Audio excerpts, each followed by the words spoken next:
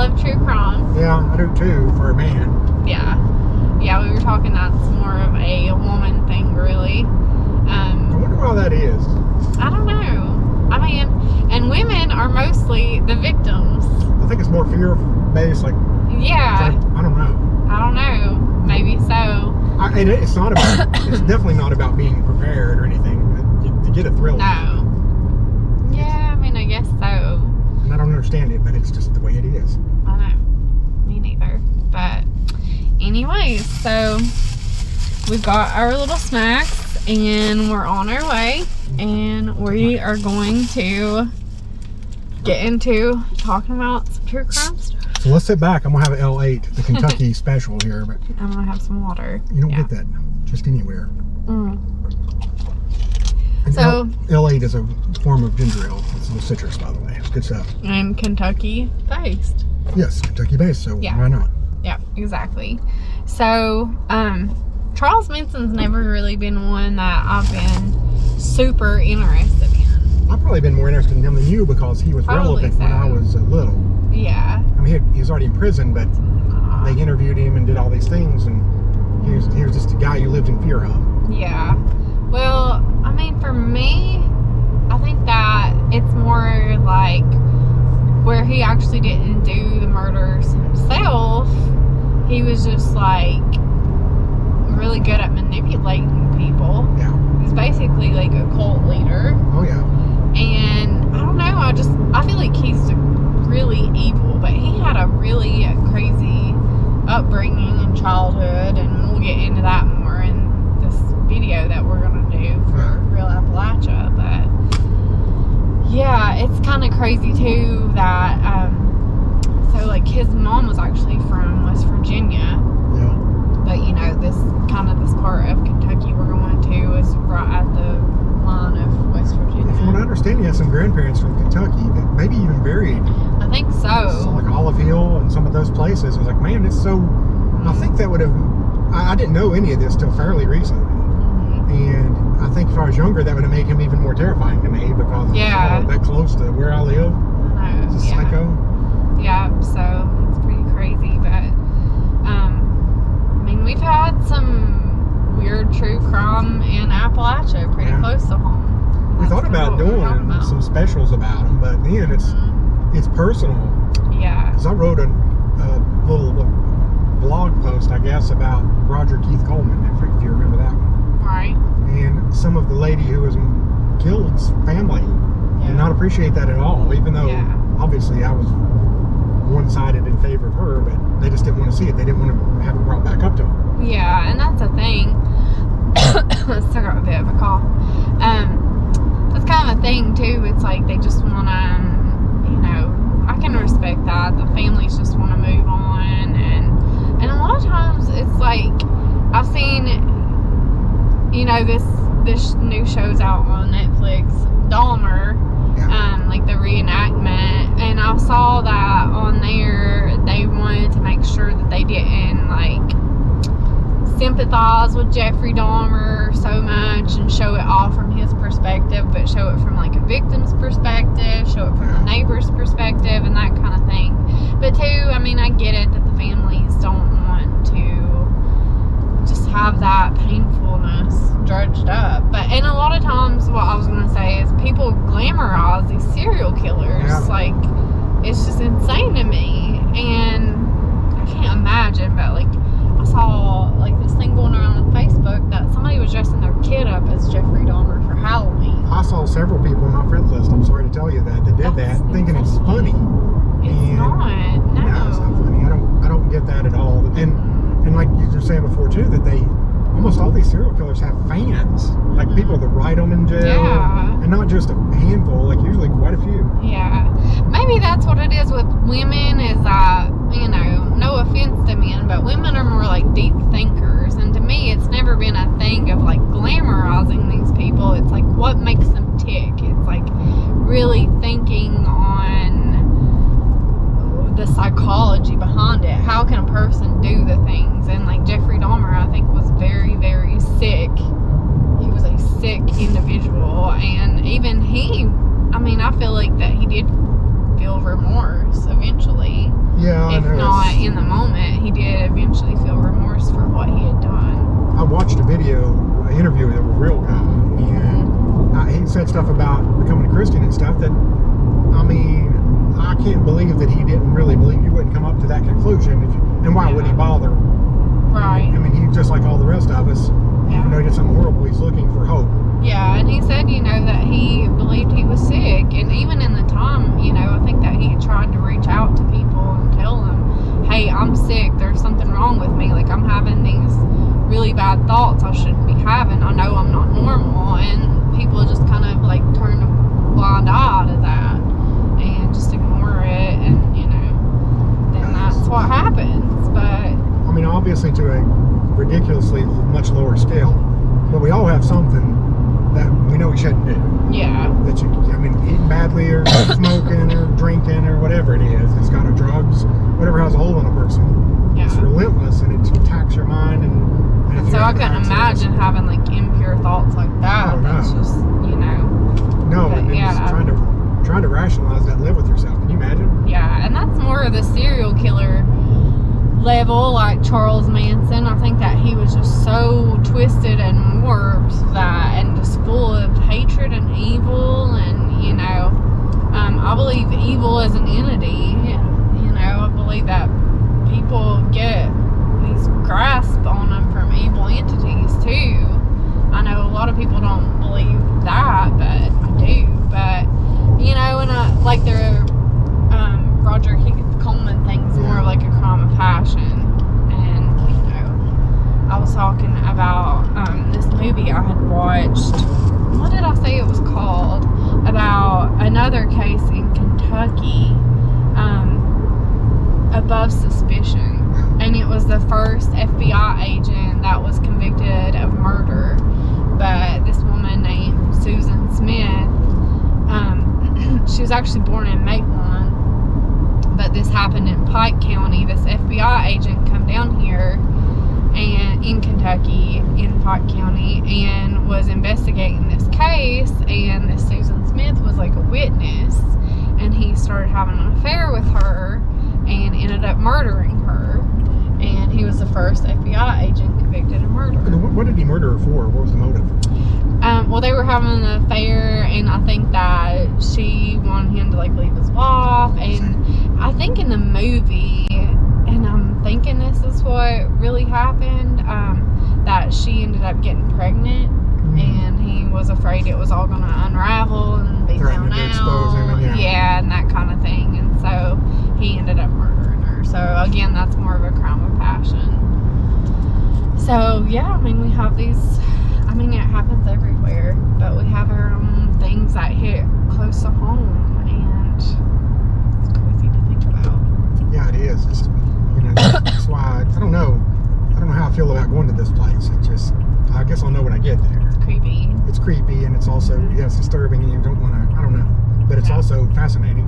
It is fascinating. It just is. Yeah. And I'd be lying if I act like, I just don't care, I'm just happy to be over here. No, it's fascinating to see what makes these lunatics tick, And I don't know, just, it's like anything else. It's like you go to Appomattox, it's a piece of history, and this is just the same thing. It's a piece of history. It's like nothing's going on there now. And it was a pretty rough place. And like I said, I don't want to give too much away from that because we're going to do a whole video on that. But yeah, I don't know. Yeah, that's the thing. But getting back to Roger Keith Coleman too, that was, this guy was just shamelessly look in the camera and just act like he was as innocent as he could be. And there's people to this day that believe he was, even though DNA proved that they ended up getting the DNA. Yeah, proving it. But he went to his grave. His final words were about being an innocent man. He was innocent. Yeah. I wonder if in their own mind they can accept it. I don't know. I don't know what that is either. Again, it's like one of those things. What it makes them tick. I watched this. Gosh, I can't remember what it was called. I watched this one this past weekend. About the Oklahoma Girl Scout murders. Yeah. It was horrible. 3 little girls were murdered at a Girl Scout camp in Oklahoma. just outside of Tulsa. And this guy had been on the run. I mean, spoiler alert on this. It was on Hulu. I can't even remember what it was called. But this guy had been on the run as a rapist, and then these little girls end up being sexually assaulted and murdered at this camp, and they pin it on this guy that had been an escape convict for rape anyways. And so it was like this whole big thing, and he was actually Native American, so it becoming like this racial war about all the police are just pinning on him because he was a Native American. And the police had found some evidence that they had linked it to him, but then it was like, well, some of the evidence had been planted, so you didn't really know what to believe. But it come out, they ended up going back and doing DNA, just like with the Roger Keith Coleman, and they ended up narrowing it down that it was a good possibility from the DNA they found that it was him. Like, they had like 2 other people that they had looked at, and it excluded all of them but him. Wow. So it was most likely him, but he was going back to prison for life anyway. So it's like, in my mind, I'm like, he had no reason to lie that he was innocent and didn't do these murders because he was going to prison for life anyways. Yeah. But he was, swearing on his life that he was innocent of these murders. So I don't get it. It's like, he had nothing to really gain. He was going back to prison anyways. That's why I felt like when I watched Dahmer, I mean, he was very uncomfortable how he would go into detail about these things. It's like, man, I don't know that I can even talk about it, how could you do that? But it was like cleansing for him, but for these people, like, they can't accept any responsibility for... Yeah. And that shows a difference, too. I mean, like I said, I think Dahmer was sick, and he knew he was sick, and these guys are like, I mean, it's like, is it the favor? Like, they don't want to be seen in the public eye. It's like that narcissistic thing of they want to be seen as, like, not being a bad guy. And they feel like if they say it, it's everybody else's fault. Yeah, they feel like they twist enough people to believe in them somehow. And I think in their mind, too, they don't think they're capable of doing wrong. Yeah, like they I think so, too. Because we've all known narcissists, and they are on the extreme. They are super... protective of themselves, I guess. Oh yeah, and it's like that case I was talking about, that Oklahoma Girl Scout murders. That guy, like I said, it turned into like this racial war, and it was like maybe he got some kind of thrill out of the police getting blamed for being like it was just a race issue, and it made him kind of like this hero. Even though he was a convicted rapist anyways, it made him like this hero, like this martyr of a race war. I don't know, I don't get it. It's like, that's definitely a narcissistic behavior, so. Because they think they're master manipulators, and a lot of them are, but, the jig runs out when, I don't care who you are, you run into somebody you can't get over. It's like, I watch this stuff all the time, but like, I see these, like they talk about these people that murder their family members or whatever, and they get on the news before it's found out that it's them, and they'll smile as they're like, no, I don't know where my wife is, and they'll smile. And I've read that and heard that they do that because they feel like they're pulling one over on everybody, like they're winning, they're tricking everybody, and that's that narcissistic thing. So it's like they get a thrill not only from murdering, but from lying and like tricking people. Yeah. And there's a lot of people think they're better actors than they are, well, including me. I'm a horrible liar, as you would know. But you're a horrible liar. Well, true, but yeah, and you don't get a thrill from it. No. I'm just saying that they in their mind think they're better than they are. Like Yeah. They think, oh, I'm fooling everybody just because I'm saying it, and I think I'm projecting myself this way. Yeah. The truth of the matter is, I'm not. Exactly. No. Some people see through you, but that's they've gotten away with it their whole life, and probably had a parent or somebody that enabled them to be that way. Yeah. Because they knew their line. And, but it's one of those things you go back to, the psychology. Is it nature or nurture or both? I mean, is it something that they're kind of born with or something their environment? I mean, I think it's a little bit of both in every situation, or a lot of time, most of the time, I think that it's a little bit of both. It's like they're kind of born with these tendencies, and then something about their environment, like you said, kind of enables it and kind of feeds it. Yeah. I think that's what it is, because it has to be. I mean, I can't, I don't know. It's just, that's why it's so fascinating. I think nobody's ever figured it out. Yeah. If they did, I guess it wouldn't be as interesting. But yeah, it is. And there's been several. Like you said, we could start a whole channel about Appalachian true crime. But it's like, well, do you want to face the wrath of? Yeah. That's a lie. Your cousin would never. Yeah. Stab a woman. Whatever. Yeah, and I don't want to be disrespectful to families' wishes or anything either. But I mean, too, it's huge, and it's like Jeffrey Dahmer, going back.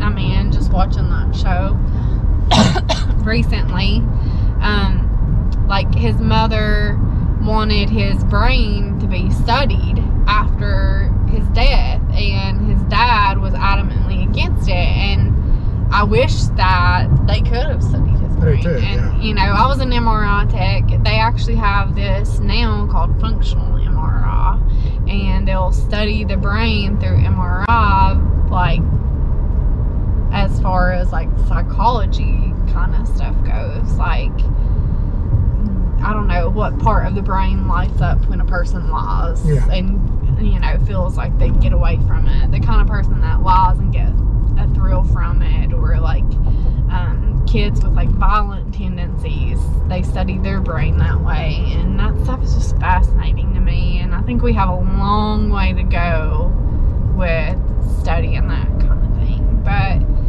I mean, it's just like history, and having a passion for history, you have to study and know these things to evolve and be better. Like, wouldn't it be great to think that 60 years down the road they could know some triggers of like somebody that's going to be that way, and maybe do something to help before it happens.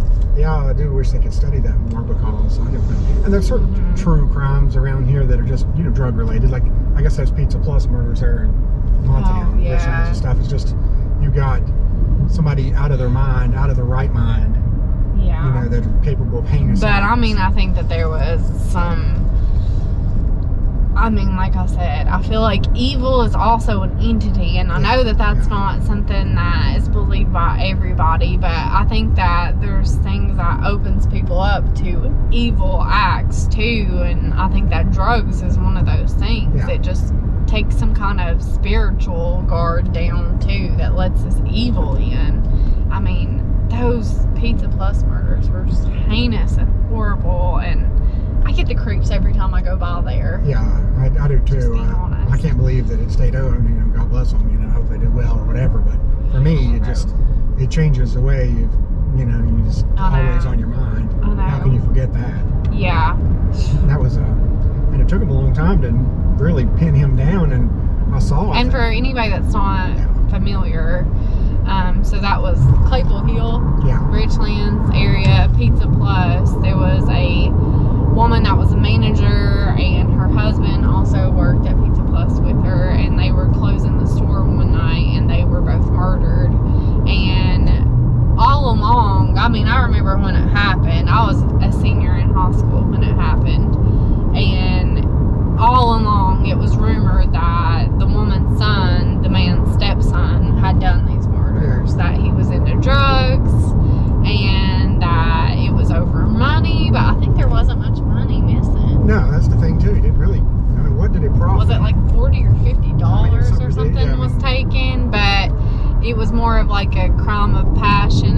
They were brutally murdered, and it's just something that still haunts our area. Well, I knew both. both of them, which made it even more disturbing. Yeah, they came into the bank that I worked at the time. They were regular customers and nicest people. I mean, you would never dream it. You knew it wasn't provoked. Yeah. They were never caused any trouble. Yeah. You know, they come in and just a typical guy, nothing special one way or the other about them, just nice people. You know? There was something on like ID or Discovery, something like that, about that, and I think what it was like she was always handing him out money, and she'd kind of put a stop to it or slowed it down or something like that, and he got mad. And there was an interview of him that's on, I think maybe on YouTube, but there's also been another television series that did something about this recently. I can't remember if it's on the Roku channel or something weird where you got to pay. Maybe it's Paramount Plus. It may be in the same one I watched though. It could be. And it had, you know, video of him being interviewed and by the cops. Yeah. He was so detached. I think it's on YouTube. But he was just so detached that he is amazing to think that you could do that to your own family, your own flesh and blood. People that brought you in this world are the woman. I know. And not even have any more feeling than running over a bug. I know. I mean, what warped, twisted person? I don't care what drug you're on. I know. It just robs you of your humanity. Yeah, I know. That's what I'm saying. It's like something beyond drugs, even. I mean, I know that drugs are powerful and they can do a lot, but it's just evil. So. Yeah, and it's, I mean, maybe you don't believe in anything, but it's hard to argue against, you know. Maybe you believe in evil. It's an own entity. Yeah. There's something there. Absolutely. I don't know. What's the one you've been most interested in? What really got a grip on you? You mean true crime? Yeah. I don't know. Like, I've been into this since I was like in middle school. I remember there was this website, Crime Library. I think we talked about this before. And I would go on there and just like read. I think Gabby Petito, you were into that one pretty heavy. I was really into that case, yeah. But I've been into true crime like since I was probably 11 or 12 years old. I think that honestly part of it was like I watched Texas Chainsaw Massacre and I saw that Leatherface was based on a real serial killer, and Ed Gein, and he was horrible, and he was near Jeffrey Dahmer. It was the same state, right? Something like that. I think it was, because I watched a documentary about, or something, not a documentary, it was a YouTube, one of these channels like ours basically went to his old town and showed some of the places, and it's like, very disturbing. Yeah, it is. So that just like blew my mind, and I think I got into it then, but I've always been like really into psychology. Like in college, every elective that I could take, I took psychology basically, because I just love psychology. That's funny, we have that in common. I've got almost enough to have a me too. Yeah. It was never my intention to be a psychologist or a psychiatrist, but it just, I just kept fascinated and I get drawn into it. Well, I actually wanted to be a criminal psychologist. I can see you doing that. Yeah, I actually wanted to be. I wanted to be like Clarice. You know, I wanted to be like a forensic psychologist, but I love it here, and you know, my mom kind of discouraged me because she knew somebody that did that, and they had to move to like Dallas. They had to move to a big city, and so I was like, I don't want to do anything that I have to move to a city or have to move off far away. I wanted to do something that I could do anywhere. So, but I don't know. I've always loved psychology and that aspect of it. But I mean, anything that comes up, like any big case, I get, like Gabby, I get sucked into it because, and any kind of mystery. I think I've talked about that too, like mystery books, like not true crime, but like the fiction books that are mysteries. I love that kind of thing, even. I think the whole world, for the first one really that I know of that grabbed the whole world almost universally was O.J. Simpson. And that was one of those things that, you know, back, he wasn't a serial killer per se, but he was. That was a crime of passion. Yeah, it's still true crime. I mean, I was still too small when that was going on to really have got into it, you know, but I watched that People versus OJ. Yeah. And that was a really good show. It was unthinkable. This guy, I had his jersey and stuff when I was a kid. I loved OJ. Everybody loved OJ. That's why it makes it so unbelievable. Like, how does a guy that's that much respected and loved? You know what is crazy, and this is kind of off topic. I can relate everything to an episode of Seinfeld. But you've done that several times. Oh no, I do all the time. But there's this episode of Seinfeld where Elaine's dating this guy, Joel Rifkin. And there was apparently a serial killer named Joel Rifkin. I don't even remember him, but he's talking about changing his name, and she's trying to encourage him to change his first name. And she was like, oh, change it to OJ. Please change it to OJ. It was obviously before OJ murdered. But, I mean, that just blows my mind because it's like, you know, that kind of shows like how big. And of course, then they did like a parody of the glove fitting with the Elaine's high school nemesis with the bra. Yeah. I can relate everything to Seinfeld, but yeah. Yeah, that's a good episode for one thing, but it was a good episode. Yeah, that is and OJ, when we were on the Naked Gun movie, I mean, it was great. He was just a lovable guy. Yeah. But he cultivated that image, and a lot of times people do that. And a lot of times it is that most gregarious, John Gacy and all these people, they put these big personalities on to mask that evil. Yeah. It's like they covered up with friendly, and they know how to manipulate people, and you know, there's all kinds of tricks to make somebody like you, you know. Yeah. John Wayne Gacy was like another one that like captivated me from an early age because I have a fear of clowns. Yeah. My mom is a big scary movie buff, and so I watched it young, and I got a fear of clowns. And then when I heard of like this clown murderer, oh, that's another one. I'm kind of jumping around here, but the clown killer, that she was actually a neighbor to my aunt and uncle in Abingdon, and that murder happened in Florida, but it's still tied to Appalachia because they actually okay, so I'm getting ahead of myself here. There was a couple that the man was married to this woman in Florida, and he started having an affair with this woman that worked for him, and she dressed up as a clown because his wife loved clowns. It was like her birthday, and their son was in the house, and she come to the door dressed as a clown, bringing the lady balloons and flowers for her birthday, and then she shot her. And they had all kinds of DNA. I feel like they had all kinds of evidence to convict her. Florida drops the ball on a lot of these crimes, but they had her hair. They had somebody that testified that worked at the costume shop that this was her from a picture.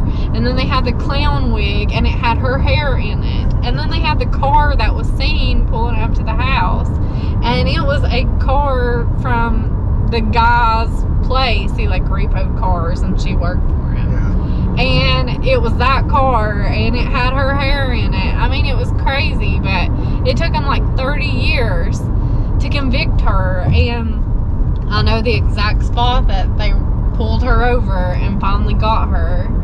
But the man and the woman ended up getting married, and they opened a really popular restaurant in Kingsport, Purple Cow. Yeah, Purple Cow. I ate there many times, And I'm sure why she owned it. I was eating and probably so. It's still really popular. I've heard you can't hardly get in there. No. I never ate there, but that freaked me out. I mean, literally like 2 or 3 houses down from where my aunt and uncle lived.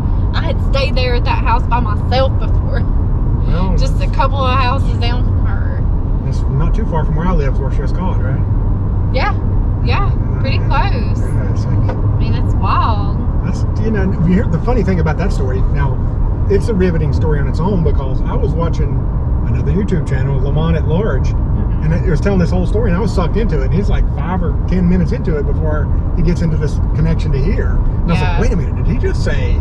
Yeah. So you didn't know before? You know, like, no, I mean, I knew the story in kind of bits and pieces. I didn't. As soon as it broke, as soon as the story broke, I was on it.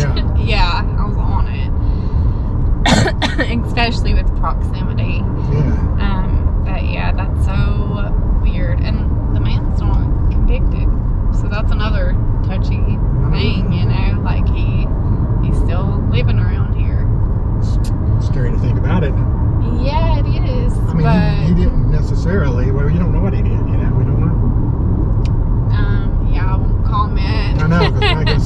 missed, or who knows. Yeah, but yeah, I won't comment, but that's kind of freaky.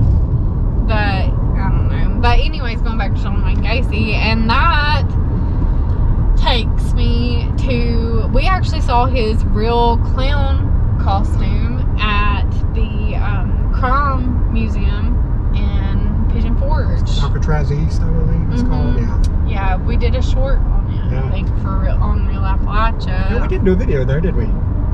We just did a short. Yeah, we just did a short. TikTok. They have Ted Bundy's Bug, Volkswagen Bug, and they had the real clown costume of John Wayne Gacy. They had like drawings and. Man, that place was fascinating, wasn't it? It really was. Like, we spent like 4 or 5 hours there, and probably could have stayed another 2 or 3, couldn't we? Absolutely. Yeah, I'd like to go back because I think they changed some stuff around at times too. Yeah, I think they do have different displays, which is kind of odd, I guess. But I mean, I think the cars was like a special. I think they've had them there for a while, but they do like different things.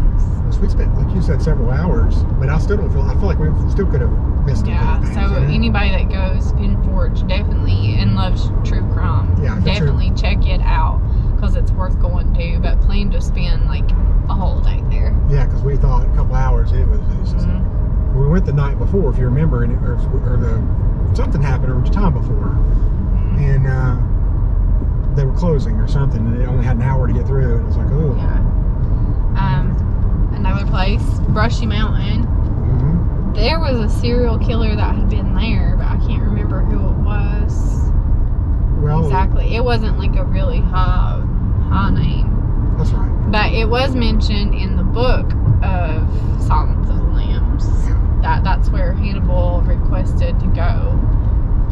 So check out Real Appalachia, Brushy Mountain State Pen. That place was creepy. It was.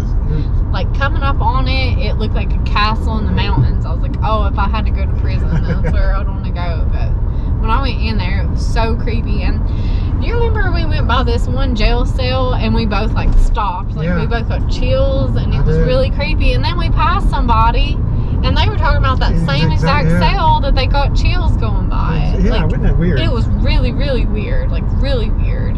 I'm not hypersensitive to that at all. You know, if I mention it, I know you are. But like, if I mention it, me and you together, it's like it's absolutely 100%. Yeah, but then, it was really weird. If somebody else throws somebody else in there, it's like, well, what more do you want? You know? I know. That was really weird. Yeah, I wonder what that was. Just like I think you said like a cold. I think it was like cell number 37. I tried to find out who had been in there, and I couldn't. But because we thought there'd be something special about it, because it just pronounced. It was very. It was very creepy. Very, very creepy. But I would like to go to West Virginia State Penitentiary, and it has a tie to Charles Manson too. His mom was in there, and this aunt and uncle would take him to go visit his mom there. He didn't there was like a rumor that he had been in West Virginia State Pen, and he hadn't, but he would go there to visit his mom.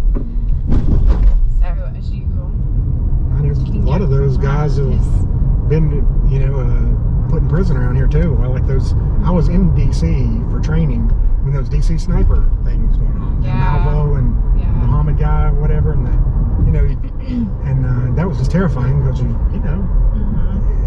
DC's a big area. That area of Northern Virginia is big, but what's the chances? They're shooting somebody. It might as well be me. Yeah, and that guy ended up being in a prison around here. Yeah. So they ended up putting him down this way. So, man, you just never know. Another true crime thing in this area is Virginia Tech. Oh yeah, there's been so much tragedy there. Golly, and I had classes in that hall that happened in. It was like, if it happened the wrong year, who knows? Your son goes there. My son goes there. It's scary. Man, that was very disturbing. I mean, I still have a hard time mentally comprehending that could happen. Like how does that go down? Well, in the Grundy. Oh yeah. The Grundy school shooting. Yeah. It was the law school. The law school, yeah. Yeah. They shot the dean and a couple of students. I think they named a road going in to Trammell.